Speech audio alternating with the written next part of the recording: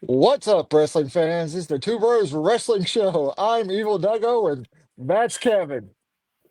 I mean, just plain old Kevin here with. I give Doug a lot of credit for dedication tonight. That is a man who is ready for a Halloween themed edition of the Two Bros Wrestling Show. Evil Uno, indeed, or Okay, Duggo, Evil Duggo. I can't cut a cool promo.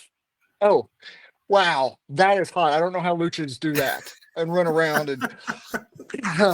Okay, and So, especially if you're a lucha that has to wear like glasses, because yeah, that's rough. I need a I drink mean, now. you were in character for all of 30 seconds. I was. So It was enough to get. It was enough to pop the boys who were watching at the beginning of the show. So, all right, that's fantastic. hot.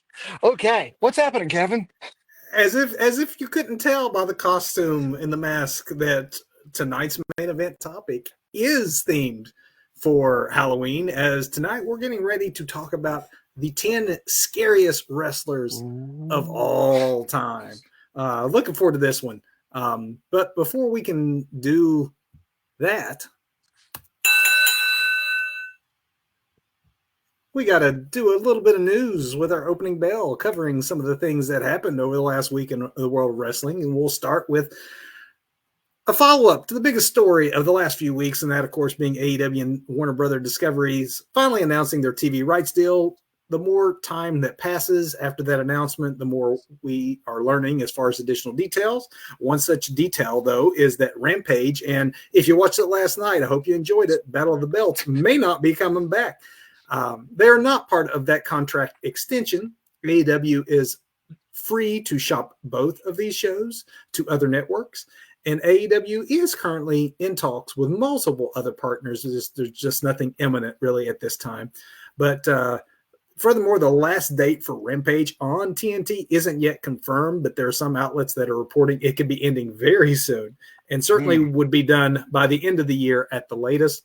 Doesn't mean that there isn't an outside chance that both belts and or Rampage return to TNT or TBS, because even though the AEW Warner Brother Discovery deal was announced earlier this month, and it was planned apparently the whole time that they were holding on that until the anniversary show.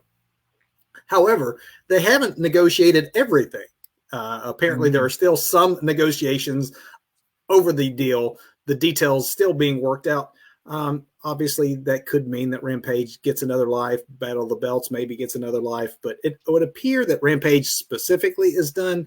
That if only because AEW is apparently concentrating on AEW Shockwave, which we've mentioned a time or two, which is a show that they have trademarked the name for. They are shopping it around. The addition of Shockwave likely means the end of Rampage. How about Rampage? Meanwhile, the AEW library, including the pay-per-views, is expected to be available for streaming January 1st on Max. Not everything, though, will be there from the outset. Things will be added over time, but it's expected that eventually everything will be available on the streaming platform. For those of you who had the WWE Network back in the day and remember the move to Peacock, not everything was available on day one, but over time things started to migrate over. I anticipate that it sounds like it's going to be a very similar process. All right, cool. As long as we get some cheaper pay-per-views, that's what I want. I want those Peacock premium live events, but I don't Man, know I when we're wish it getting was that those. cost, but it I won't be know. that set low cost, but it hopefully will be Well, a yeah, significant savings. It'll be cheaper, just how much cheaper that we don't yet know. right. Um, One other thing we don't yet know about this deal is that even though we know that it's going to give AEW approximately an extra 95 or so million annually than they're currently receiving, we don't know exactly how are they going to spend that money. That is the big question. If you're now a profitable organization, which apparently this is securing profitability, which is something that AEW has not necessarily Right. always been. But where does that money going to go? Oh, Nothing oh, I know. obviously is. I Oh, know. yeah, go Kevin for it, Doug. Owens. Kevin Owens contract. That's where it goes. Contracts is one area that, with knowing that there is extra money in AEW now, it does lend itself to probably more bidding wars in the future. For example, Daniel Garcia just signed a deal to stay in AEW, and reports are that he had a deal with WWE. It's just Tony was able to pay him a whole lot more than the WWE deal.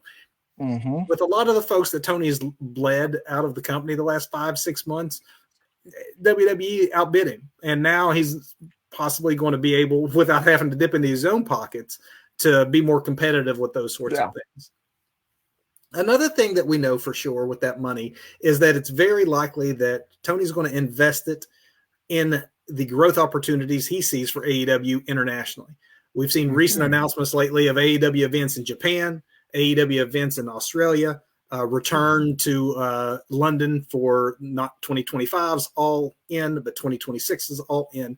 So Tony has been vocal lately on there being, ample growth opportunities. And so with that evidence, knowing that he's looking internationally for those markets that maybe WWE doesn't tour, isn't big in.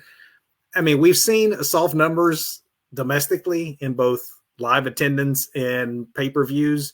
And just like WWE's doing, look how many premium live events WWE has done over the last couple of years internationally. It's obvious that that's where your growth is. You're sort of the wrestling industry in the United States is rather tapped out. I think it's a wise investment if you take that extra $95 million and build those markets that you can, hopefully make some money out of, do some touring. Absolutely. And those crowds are always so hot. Such hot crowds. Yeah, that's true. It benefits the product that you do air domestically if you have a hot crowd as opposed to an empty building you're trying to disguise as not being an empty building. While we're on the topic of AEW, Jimmy Jacobs has apparently left the organization. The former Ring of Honor wrestler and WWE TNA writer producer has been a prominent administrative and creative backstage presence for Tony Khan for a little over a year now. He'd left TNA back in early 2023, cited writing weekly TV, leading to his own burnout. But apparently burnout followed him to AEW, as that again is what is being reported as the main reason for his recent resignation from the promotion. The split is said to have been amicable, so I suppose there's always a chance that Jacobs returns at some point. And he's very talented, so I would love it if he would find his way back. You hear this ridiculous stuff like he didn't know, allegedly didn't know who Okada was, and there was all these like different like ridiculous things. Can you imagine that? I mean, as a wrestling insider who's been in the business and the creative end for as long as he has been at this point, exactly who Okada was, I don't buy it. I don't buy it either. Although I do think there's clearly a creative reset that happened with his exit. Yeah, but we can talk about that not later. Always. Yeah, I was gonna say not always the bad thing, right? Not always a bad thing. Might be a good segue for this next story because it's about CM Punk.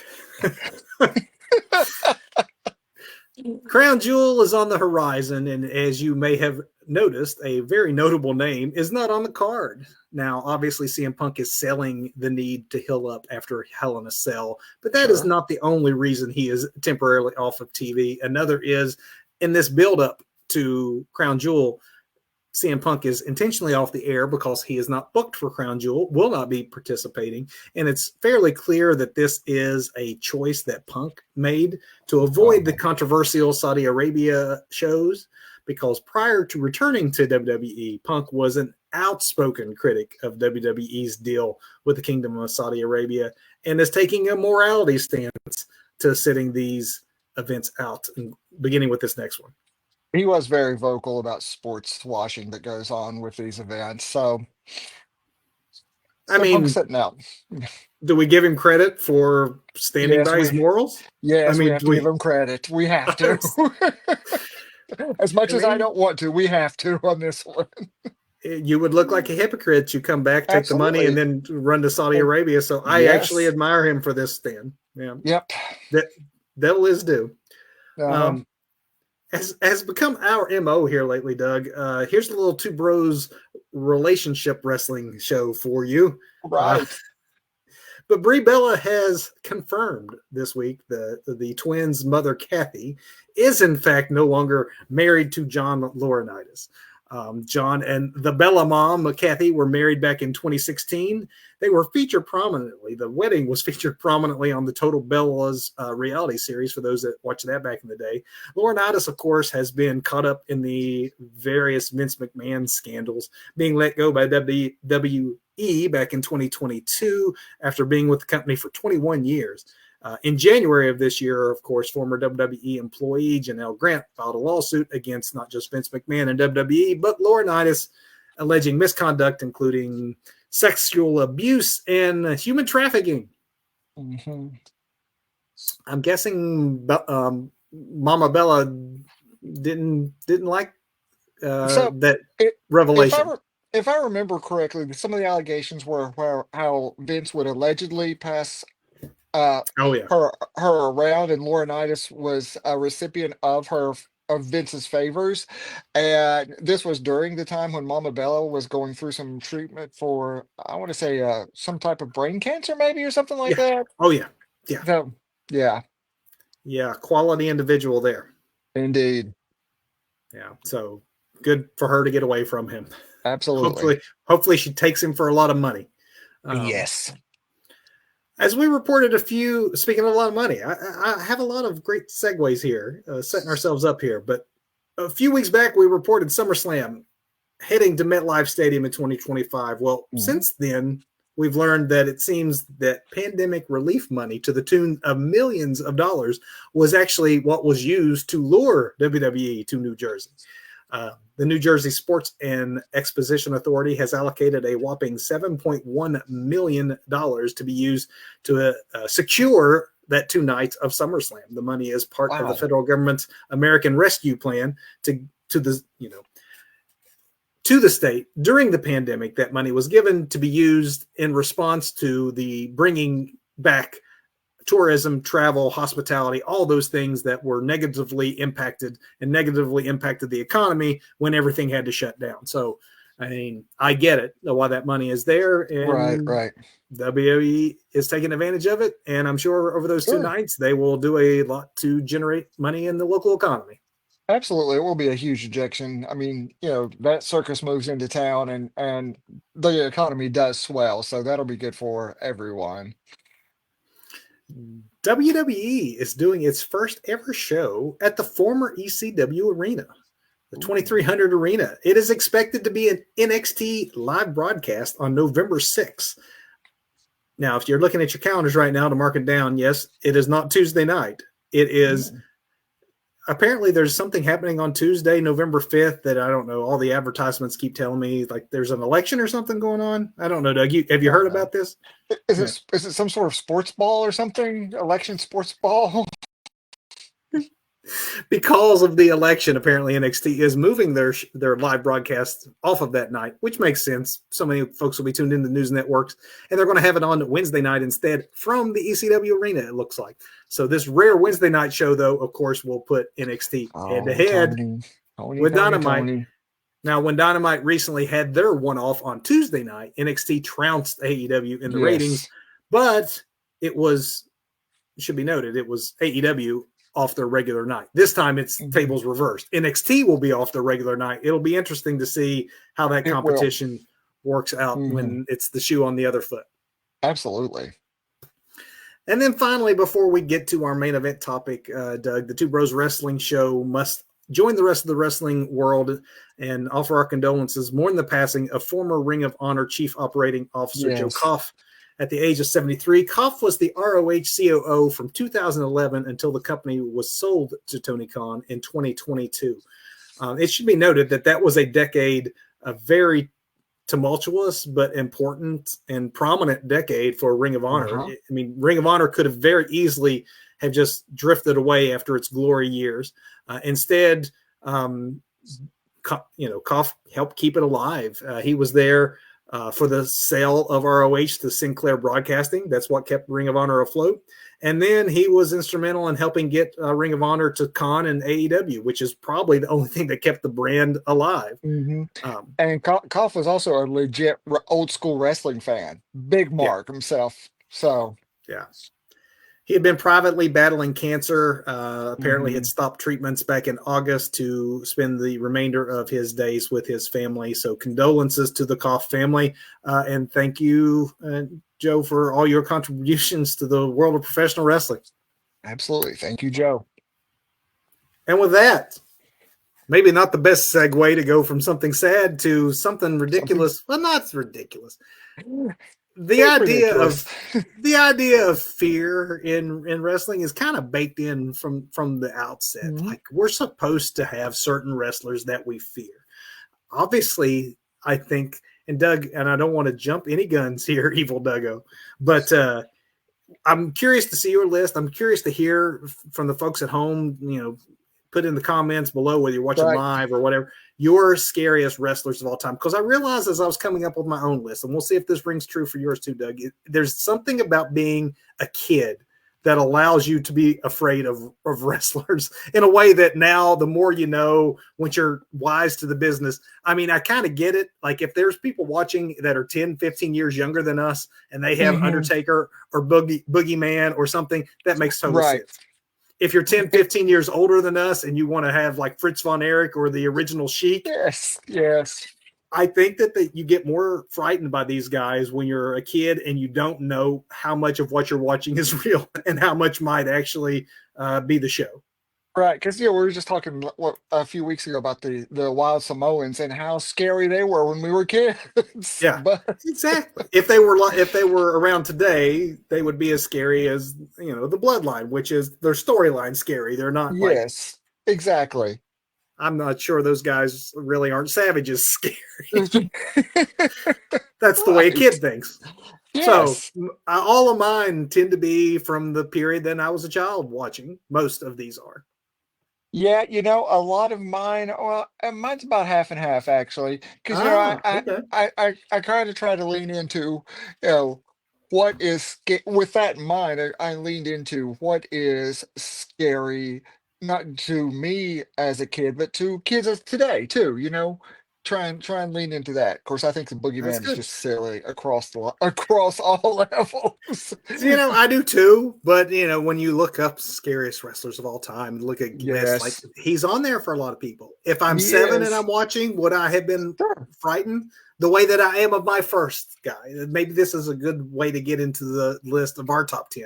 I'll All start right, first because go this ahead. first guy probably was the boogeyman of his day, and that was the Ugandan Giant, Yes. Kamala.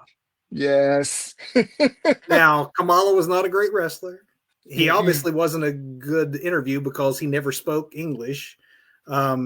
He, I don't think he spoke Ugandan either. He just grunted but as a kid, I, I, I knew early on. We had our show not long ago. It's in the archives. Check it out about when we came of age to figure out like, hey, is it a work? Is it Right. I knew that what I was watching was a orchestrated event, but I also wasn't so sure that this man wasn't pulled from the jungle somewhere and he Yes. was out of Yes. control. He had to have a handler, for goodness sakes. Kim Chi had to be there under the Hmm. mask to bring him under control because Kamala didn't understand the rules. Kamala didn't understand that he was wrestling. He was just Hmm. you let him off the chain, and he was the wild dog that went after again chops, kicks, not much in the way of skill there. But as a kid, I bought it. I believed it. Oh, absolutely. Absolutely. So terrifying. He That's was great. Uh, the moon, and all that on his chest, and all, every yes. bit of it. It was that's right. Yes. That's good. We might have some in common. We might end up with a few in common. You go. We might. So, along the same lines of the Ugandan giant, there was a guy back in the day who was frightening just because he was also so crazy and so uncontrollable.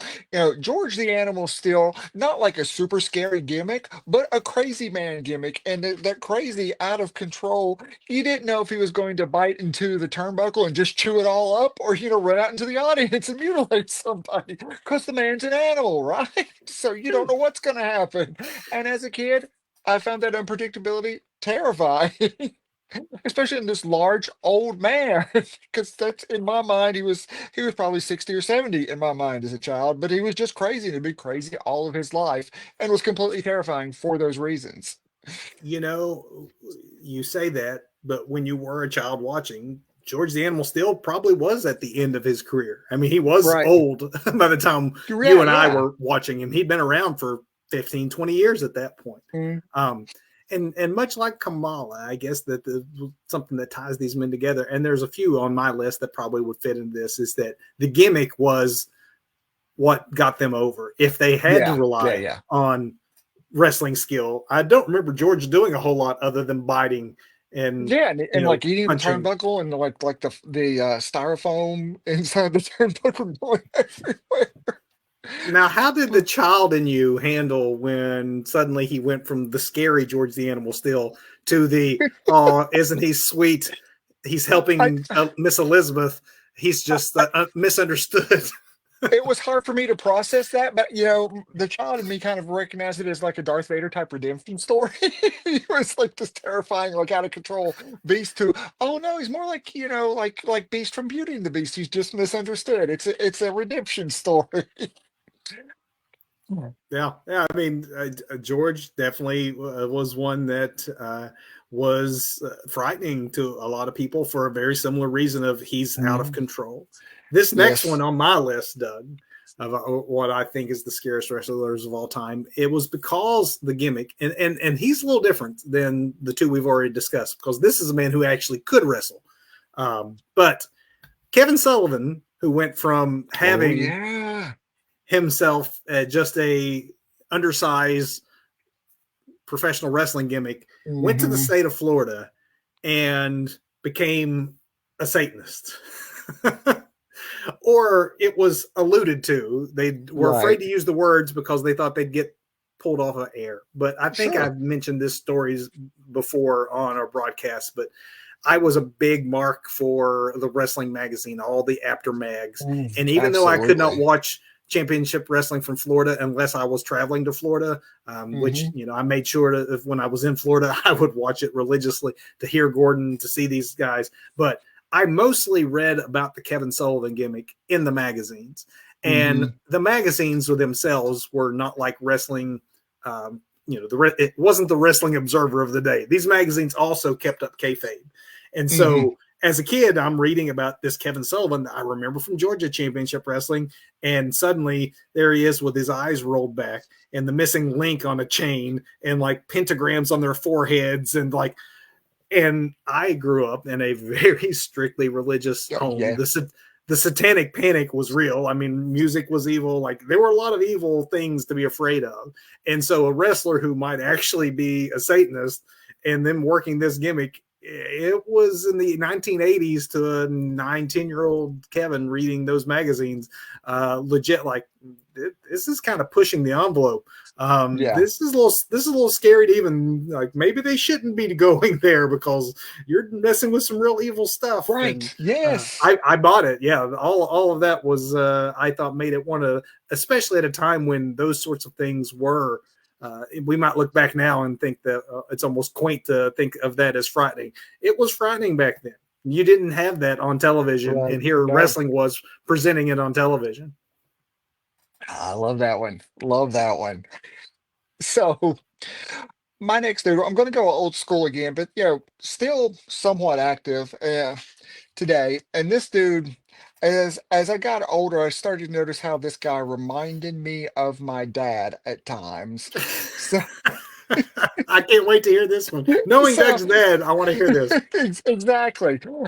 And as I start to explain this, I think you'll get it. Because this guy never yelled. I mean, he had a gimmick that by itself would be terrifying to a lot of people, especially if you're afraid of snakes, right? But Ah, that was not the gimmick for me that made him so terrifying. It was the way he would talk, the way he would cut a promo. The dude always sounded like some sort of psycho killer, never raised a voice, could keep a monotone, just kind of like a growl. Yeah. Jake the Snake, scary. Not because it's a scary gimmick, because it's a dude that's got a snake in a bag. He's going to dump Damien on you, when after he pins you. No, not because of that, because the way this man would cut promos. Because and that DDT, that was his ultimate finisher right there. People, that's like a one wing angel today. But You Jake know, was just scary, a scary promo guy. I He did almost not have had to him. yell.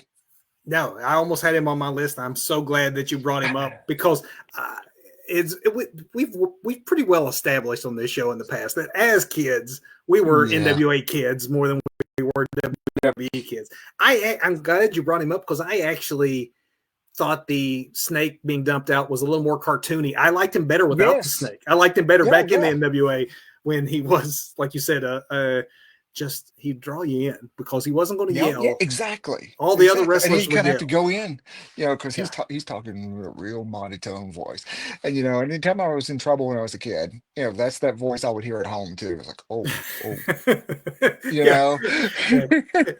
It's true. He wouldn't. Yeah, your dad could be you frightening. know that voice. Oh yeah, I You've heard remember it Big too. Doug back in the day. I'm still afraid of him, sir. If you're watching, Yes. excellent choice. I really think that Jake and Arn Anderson were the two guys that Oh yeah. never. They just they talked low, and I love that. Mhm. Like in later years, like guys like Samoa Joe and things like that were Mhm. a callback to Jake and Yeah. Arn, and that they were better when they didn't yell. Like Yes. make me just like afraid of you by, like you said, sounding like that serial killer. Mhm. Not suggesting that Doug's dad is a serial killer. He's actually a very nice man. Most Please, of the sir, don't time. hurt me. And speaking of please, sir, don't hurt me. As a kid, this next one on my list is a guy I thought legitimately could hurt folks. And it was that in between of, I know it's a work. I know the outcomes are predetermined, but I bet the bookers have a hard time keeping this guy in line because he is so obviously out of control. And that is Stan Hansen. Stan Hansen scared me a lot as a kid. And there was a couple of reasons for it. He had that bull rope, and I would see Mhm. him sling that and that cowbell around towards fans in a way that made me think he was really going to hit somebody or hurt somebody. And then there was his unhinged promos where he was being bleeped every other word. It's not like the Attitude Era. We're talking like this is the 80s when, a syndicated wrestling show might be on air at 2 p.m. on a Saturday, often was, aimed at kids. Mhm. And here's a man that is dropping language to the point that like they're bleeping him every other word. And, the announcers like dropping the microphone or standing at a distance, like as he's slinging expletives and that rope around, like looking like he was really going to hurt somebody. It didn't hurt that he was Yes. also a really tough wrestler too. Apparently, Mhm. he had really bad eyesight. So when that lariat came and it looked like it was Ugh. taking your head off, it probably was because he took a lot of men's heads off, and that he was not able to see them well enough to pull that move, and so he just was stiff with everything. There's a reason he was a legend in Japan, because Mhm. he was violent. He was big and much bigger than your average wrestler in Japan. And then there was that unhinged believability about him that you definitely, needed to be afraid of if you were an Mhm. opponent or a kid like myself watching at home going, how's he getting away with this on TV? You're not allowed to say that on TV. Right? Yeah. Stan Hansen, man. Stan Hansen, that's a great one. Check my notes. Okay. So that is a great one. And you know this, and I don't think a lot of viewers know this about me though. But things that are larger than me often frighten me, especially if they're taller than me, because I'm not a short guy. No disrespect to all of our short kings that are watching right now. No disrespect, but I'm like 6'3", 6'4", and things that are bigger than me, just frighten me.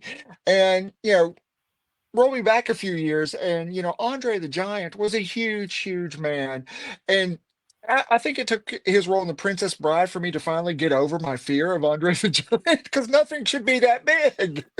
And I don't think that's supposed to be a scary gimmick, but it was a scary gimmick. I mean, Andre didn't go heel until what, like the thing with Hogan? So, Yeah, but, mostly he but was a baby face, but he also right. was like, the guy who, if he came into a territory, he would wrestle for like, a couple of weeks, and he would be in the ring with like 5 guys. Like it'd be 5 guys against him, and yeah, he'd just fling them all over Mhm. the place. And there's another one of those that now it doesn't seem like it would maybe Right. frighten us so much. It's like, oh, the big slow guy and the multi-person gimmick because he can't It's wrestle, so you have to yeah, he can't wrestle, but it's overdone now. You always have to have that big spot in like every Royal Rumble, male and female now, where yeah, there's that big pop, But when Andre did always it, it scared it, Doug because that's a it giant did, but man. all Andre had to do was like walk down an aisle, and I'm like, watching him on TV, going, I don't like this. I don't like this. He's way too big.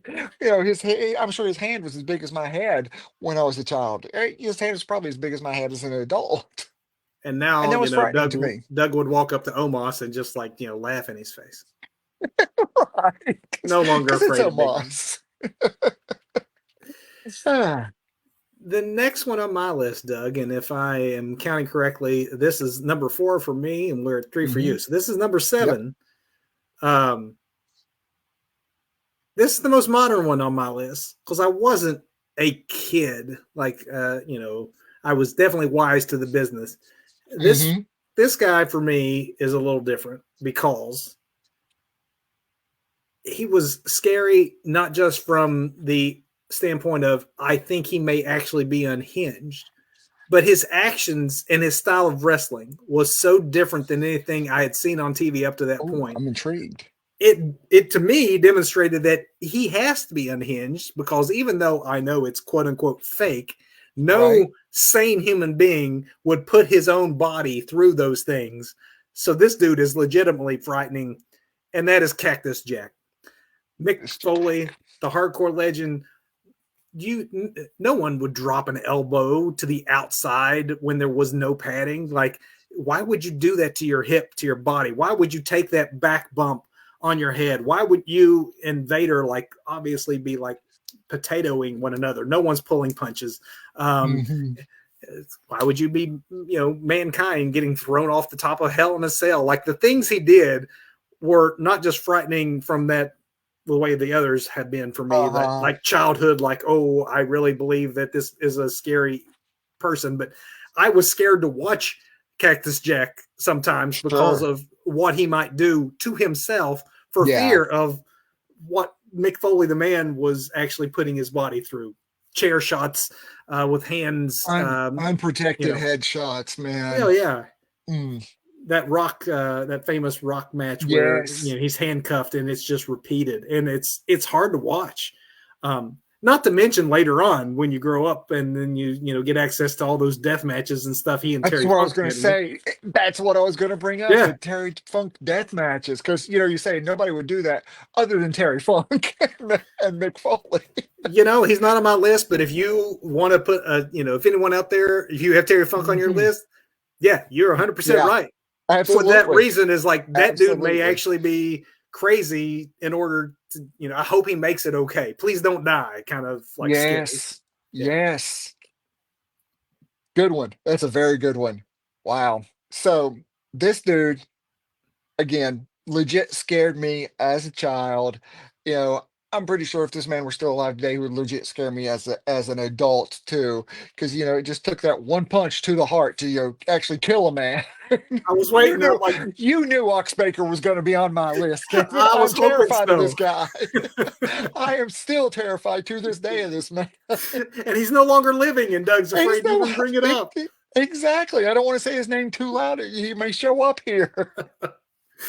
No, that's a scary gimmick, dude. The dude was like, I also, mean, he looked unhinged and acted unhinged. he looked unhinged. He acted unhinged. There are two very unfortunate things happened during his wrestling career that they just, worked into his gimmick where two wrestlers died, you know, after wrestling him.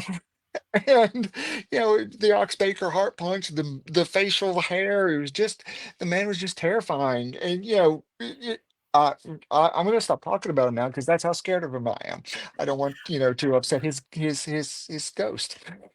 So as we've mentioned on this show before, that Doug and I want to intentionally be able to surprise one another, and so we don't compare notes in advance when we do these sorts of shows. But in my mind, I'm like, All right, we're talking Scariest Wrestler.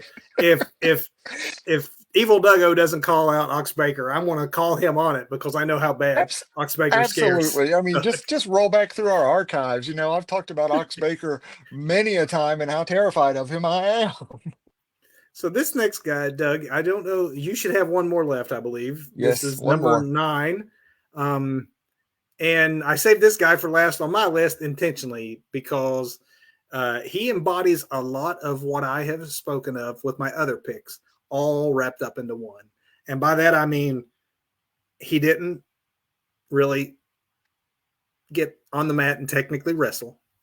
Um, I also knew that it all was a work, but he was just on that side of insane and out of control and maybe was legitimately addicted to violence in a way that's why he's in this business to hurt people because he was one of those special attraction types. He's like an Andre the Giant or a Bruiser Brody, or some of these guys were like scary because they would just go Right. to these territories and he was too dangerous to stick around and the gimmick wouldn't work Hmm. if he stuck around.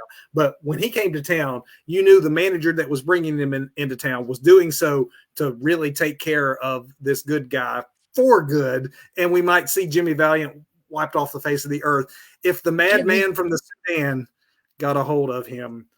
And that is because Abdul the Butcher, who, even though I would see him on TV a lot, Yes. I would Yes. mostly see him in the wrestling magazines with scars on his head that were so Yeah. deep. Mick Foley Yes. said that he saw like Abdullah could fit poker chips into his head. Oh, Uh, I don't doubt it. he was usually one on the covers of the magazines that would draw me into like the violent aspect of like he would have someone down. There'd be the dude was so out of control that he would travel with a fork in his wrestling gear and to just carve up and eat, and he would lick the blood, and he would just all the gross horrible things that now you probably couldn't get away with, but he would carve these people to shreds for fun, it looked like. And basically an elbow drop was about the only move he had other than biting and forking. But Forky. blood Forky. would I just, flow all just had over. like a good place flashback there when you said forking. Great series. But Yes. man, Abdullah was, yeah, he was the ultimate of no, he couldn't wrestle, but he scared the heck out of me as a kid because I really thought the man loved the taste of blood. He obviously was using that fork. I knew the blading part was real. That part Hmm. I figured out. And this guy was not doing it with a blade. He was using a fork on himself and on others. That was just sick stuff, man. And this dude really Yes. was frightening. And he was that special attraction that the managers would bring in when you wanted to rid the area of a good guy, and it would make good guys quake in their boots because, he secured the services of the madman from the Sudan, who actually I think was from Atlanta. But Right. So Abdul the Butcher was so close to being actually Abdul the Butcher was on my list, I'm and glad though. I'm Abdul glad though we got five and five different absolutely. ones. But I ended up booting Abdullah off the list after I was watching a YouTube show last night that I would never normally watch, but it got a mention on some of the wrestling mags I watched online and their YouTube shows. It was coming up a couple of times online, so I had to go and watch it. And then I kind of like changed my mind and started thinking about what is actually scary. And this dude not been in the he's not his career's not more outside the ring than inside the ring, but very much he is about wrestling, right? You know, it could be almost be a cult leader is just that terrifying. And I'm not talking like in a Bray Wyatt family kind of way. Because the people I was watching were talking about this man on Piers Morgan's show. We had like four people who used to be employed by him. And they were all like just survivors, like of some great trauma. One would talk about something, and you could see like in on the Piers Morgan show, you have like Piers Morgan and then like these four people, and it's just like the panelists are like in these little squares. And while one person is talking, you've got Maven talking about something, and you've got Coachman, you got Vince Russo, you got the announcer Charlie, I forgot her last name, but she's on there, Oh yeah. and there the other once one person is saying something, the others are like, "Yep, that's the way that was. Yep, yep, yeah." Terrified of this man, would go out of their way to please this man.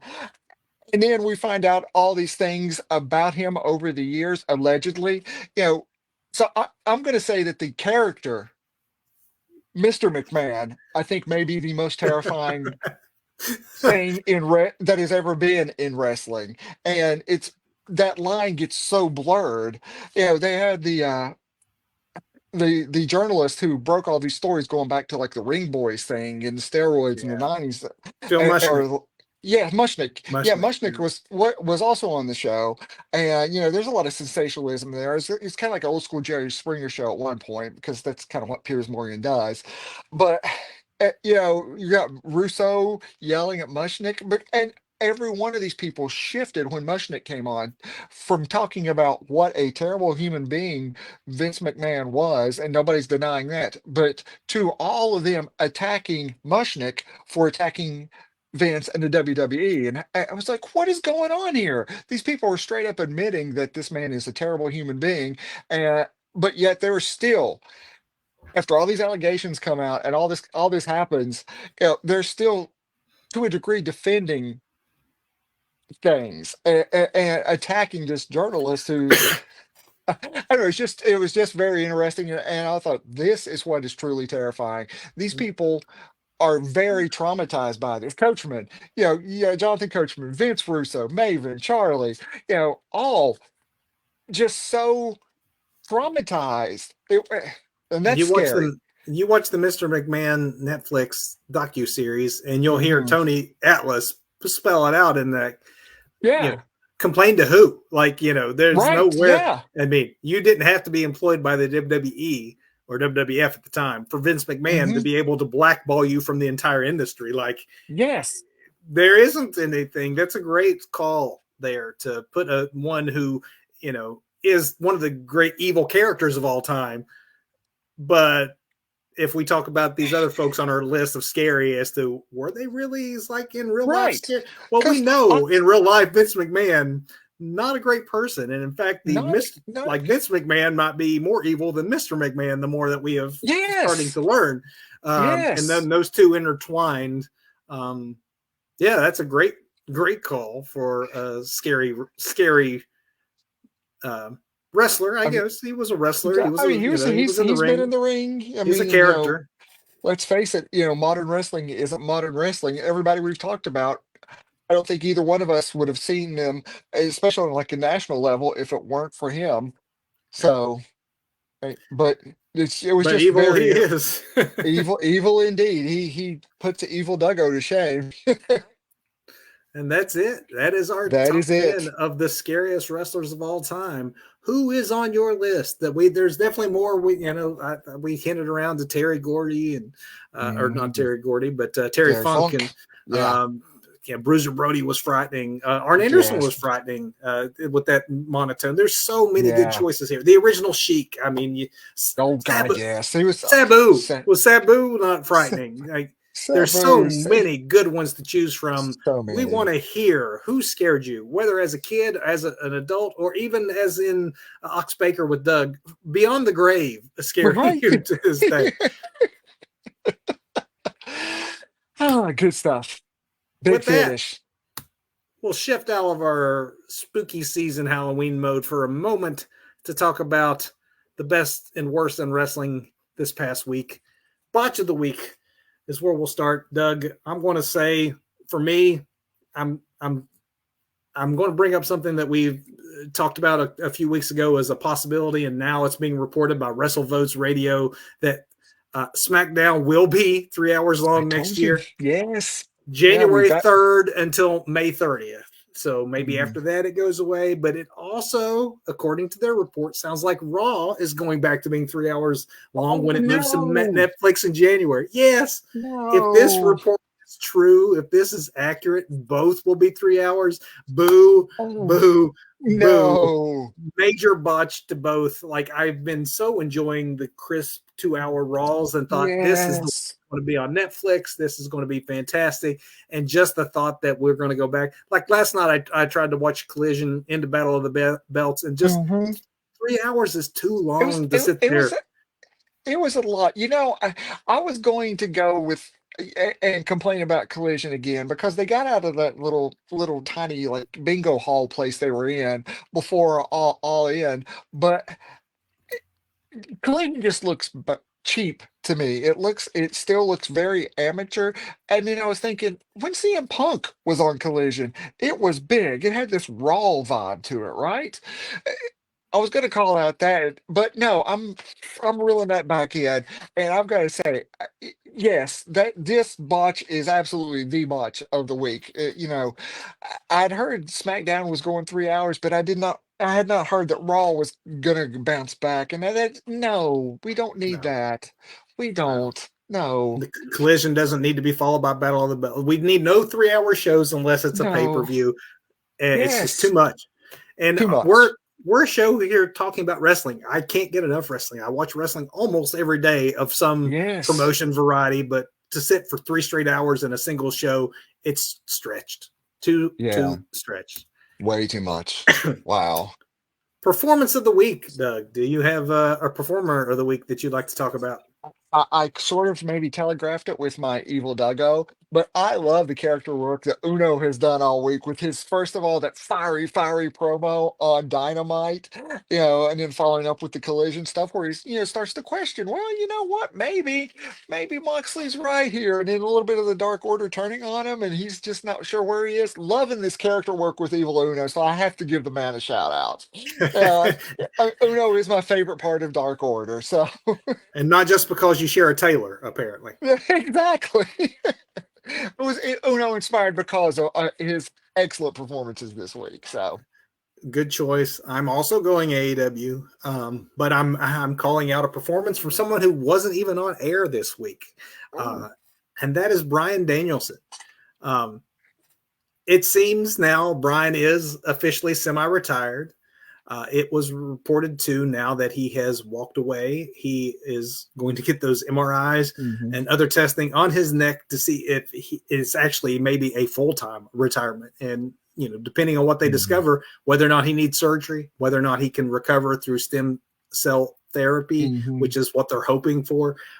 It's definite that his days as a full-time performer hmm. are over. And so whether or not it's over or one-offs on occasion, we have Right. seen the end of the full-time run of Bryan Danielson, and he is one of those that I actually believe when he says that he's stepping away from full-time competition one way or Yeah. the other, whether it's the end or just the end for a while. um, there's not a wrestling hall of fame on the planet that Danielson isn't a shoe-in for, and he'll go down as one of the best technical wrestlers in the history of our sport. So for that reason, Bryan gets my nod for performer of the week. Thank you, Bryan, Thank for you, Brian. everything. Absolutely. And you notice that it seems like folks are going out of their way to mention that he has not had a in-ring contract with AEW for the past couple of months, that he's been working on a handshake, but they go out of their way to point out that it's an in-ring, a Hey, wrestling contract. So, you know, I would, whether it's a mentor on screen or an actual right. mentor behind the scenes running creative, I would trust Bryan Danielson to excel in either of those roles. Absolutely. And he was at least on, the disciplinary committee once upon a Yeah, time. I imagine that's still a position, but I'm it, yeah, it that's better be an AEW. oh, all right. Match of the week. Match of the week. We're gonna talk some trash about Collision, but then I was also gonna give Collision some kudos because I love me some flippy floppy high flyers. I love them, and Ricochet has just got a fresh breath, Ah, breath. Just yeah, breathing it in. Saturday night I'm watching. Yeah, I think it was the opening match, wasn't it? yeah, Ricochet and AR Fox just flipping and flopping all yes. over the place and just being awesome. You know, Yeah. that's so shout out to Ricochet for finding a renewed passion for a thing and everything Ricochet's done up to this point being in AEW because Ricochet's great. I was AR very Fox as close. well. I was happy to see him back. He has not been on my Yes. TV in too long. Wasn't sure he was still with the promotion, but yeah, excellent match. Absolutely, go out of your way to see it. If for those of you who have not, for Hmm. me, I am going to the CW and NXT for my match of the week. All right. Ethan Page versus Wesley versus Javon Evans. There was some flippy floppy. There was some technical wrestling. There things got bouncy, as Javon likes to Bouncy. say. Man, you talk about performer of the future, and for the next generation's Ricochet Right. is right there in Javon Evans. He is going, if he stays healthy, obviously with that style. Right. But you talk about someone who jumps off your screen, charisma, athleticism, high flying, Hmm. the entire package. In this instance, though, Ethan Page comes in and, as a good heel should do, takes advantage of a situation to walk away. But all three of these men work their tails off. If you didn't see it, go see it. Oh, And with that, oh, we have we're reached done. the end of the Halloween edition of the Two Bros Wrestling Show. When I say Halloween edition, that's because even though next week is the 27th, it is Halloween Havoc. Speaking of our friends at Hmm. NXT, they'll be going Indeed. live at 7 o'clock. We will not be going on opposite them. We'll take the week Nope. off so that we and you can enjoy Halloween Havoc, but we will return to our live broadcast the following week. That is November 3rd, where we're going to be talking about TNA, which doesn't get spoken of Poor enough. TNA. Poor TNA indeed. We're going to discuss about how the two big promotions have both over the last few years taken advantage of TNA through working relationships that take more than they give. That is going to Hmm. be our discussion point on November 3rd. Until then, Go watch some wrestling. see you Thanks, guys. everybody.